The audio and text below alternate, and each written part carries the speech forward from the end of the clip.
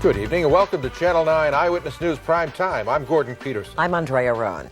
Our first story tonight is about love and courage. A story about a mother and her dying child. The disease is cancer. No disease kills more children. Every year, approximately 11,000 children are diagnosed. For the families, the experience is devastating, and they sometimes look anywhere for a glimmer of hope. Patty Stewing is such a parent. When her 3-year-old daughter Amber was diagnosed with terminal cancer, Stewing left the country in search of more answers. Channel 9's Miriam Hernandez has Amber's legacy.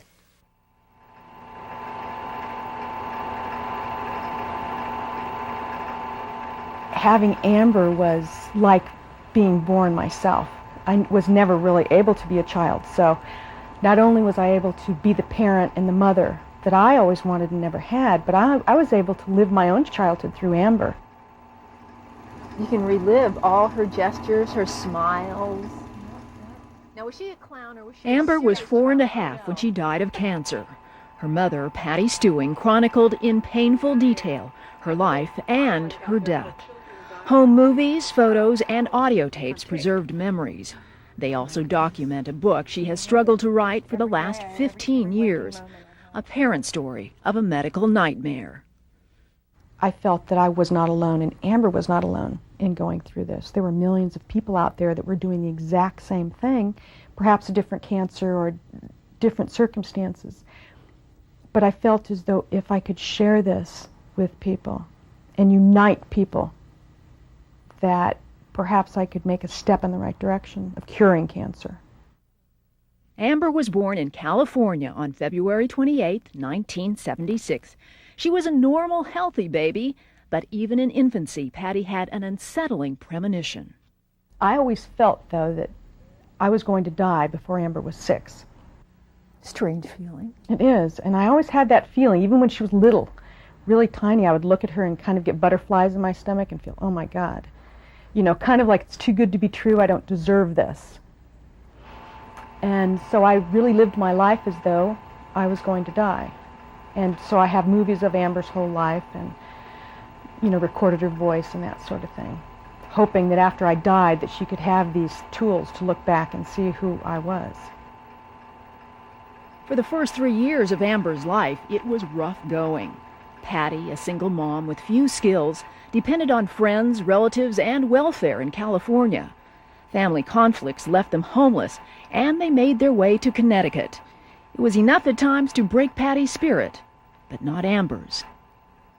There were times where the experience was so overwhelming that I was not afraid to be human in front of her. You know, she definitely saw me as a human being.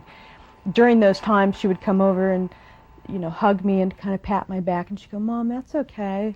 You know, I'll take care of you, Mom. Don't worry about it." In Connecticut, things looked up.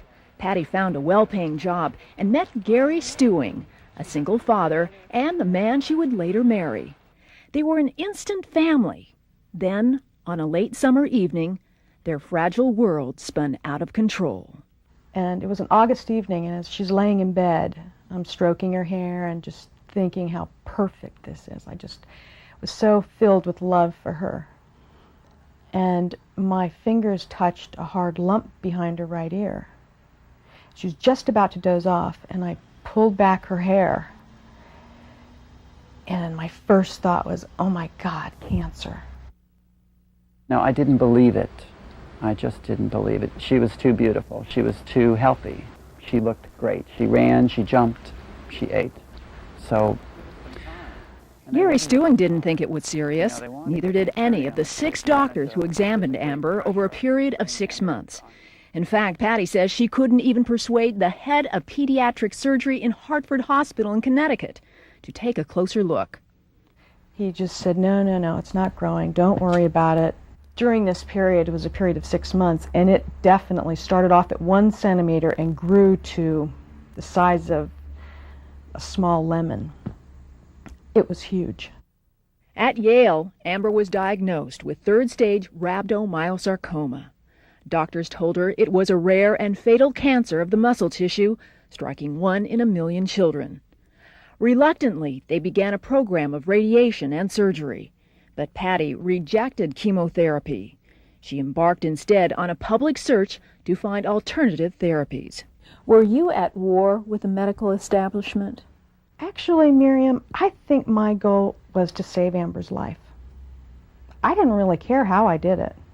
To use chemicals to kill cells, which include good, healthy cells, on a child, poisonous chemicals, just did not make sense to me. They were giving her 9 months, 7 months. We thought about the duration of life. There was a quality of the duration of the rest of her life. And we wanted to make that as comfortable as possible to ease into, the new world.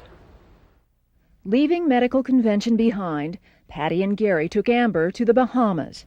They entered the Lawrence Burton Clinic, which offered immunotherapy treatment. Amber received 4 shots a day of a serum made from human blood to boost her immune system. They made the best of it for 6 months, but Amber was clearly losing the battle. This is the last movie they made before taking Amber home to die. Mom. And this is the cake. You're singing happy birthday. You can't be serious. I am serious. You are serious? Pretend. Happy birthday to you. Happy birthday, happy birthday, happy birthday to you. On October 30th, 1980, Amber died at home in Milford, Connecticut. It was Patty's birthday. The tape recorder was on. I love you. Just cry. Don't cry, please, Amber. Don't cry, baby. I'll be okay. I promise. If you had to do it all over again, would there be anything you would change? Absolutely nothing. So I have no regrets.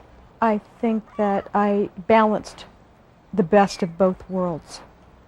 The surgery and radiation, as well as the immunotherapy. And I think the Bahamas was a wonderful place if you have to go through cancer.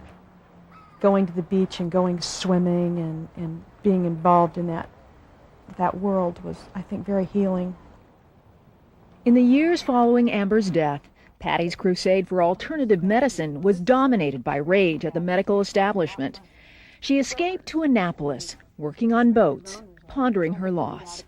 After years of grieving, she is no longer bitter, but she is as committed as ever to helping cancer victims get treatment that fits their needs. I believe that there's hope for victims of cancer and for the medical establishment joining hands with alternative medicine and joining forces, regardless of politics, regardless of profit, because of people like Amber. Miriam, is there any hope for children today who are diagnosed with the same cancer Amber had? Fortunately, yes. 75% of the cases that are reported and diagnosed are effectively treated, and in fact, 5 years after that treatment, there's no sign of recurrence. Those are good numbers. Yes. And Miriam, let me ask you this. Is alternative medicine getting any more attention from the major medical research institutions? It is making some headway. In fact, in the National Institutes of Health, there actually is an Office of Alternative Medicine. Thank you, Miriam. Coming up on Channel 9 Eyewitness News Prime Time.